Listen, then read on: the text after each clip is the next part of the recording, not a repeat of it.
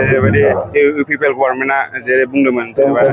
जे third grade आरो जे जोंना दाखालि रिजाल्ट होनानै थांदों जे फरेस्टार आरो बिसिडिसि सेक्रेटारिनि दा बेवहायबो जोङो नुनो मोनबाय गोबां माने बेवहाय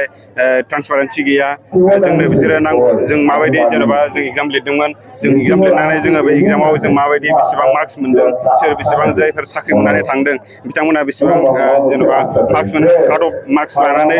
पास उथ्रिसार जानो हादों आरो जोंना बाइबानि मार्क्सआ बेसेबांमोन दा बिसोरो बाइबा आरो रिटेनजों क्लास खालामनानै बेसेबां काट अफखौ बेसेबां होदों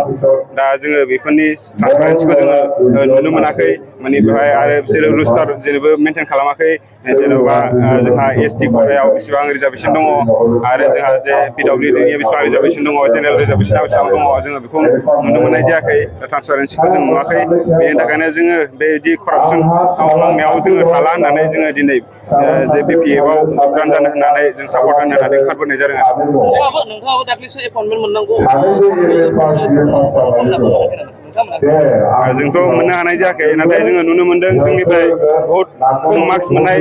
केन्डिडेटफ्रानो दिनै मोननानै थांदों खिन्थु जों बुरजा मार्क्स मोननानै जायफोर डिजार्भिं केन्डिडेटफोर बिथांमोनाबो दिनै माने बे साख्रिखौहाय जे बिटिआरनि साख्रिखौहाय मोननो हानाय जायाखै जोङो जयनिं जाफैनायनि खारना जाहैबाय जों बे एबसुनि जे बे रुल्स एन्ड रेगुलेसन्सफोर दंमोन जों बेखौ बारा मोजां मोनाखै जों बेबायदि माबायाव थानानै खामानिखौ मावनो एसे उसुबिदा मोनदों आरो बेनि थाखायनो जों जइन जाफैनाय जाबाय जाफुंसारनायखौ नुहुरनोनो मोनासै जों सेटिसफाइ जायासै आरो जोंनि रिजाल्टसफोरखौ नुनानै आरो बिपिएफनि जानानै जोङो मोजां रेगुलेसनफ्रा फैफिनो बेनि थाखाय जों खामानि मावलांनो बेखौ आखायाव लायो आरो जिहेतु नोंथांमोना एबसुनिफ्राय दिनै बिपिएफआव जइन जाबाय जोंनि इयुथ जेनेरेसनफोरखौ मा खालामगोन बेनोखि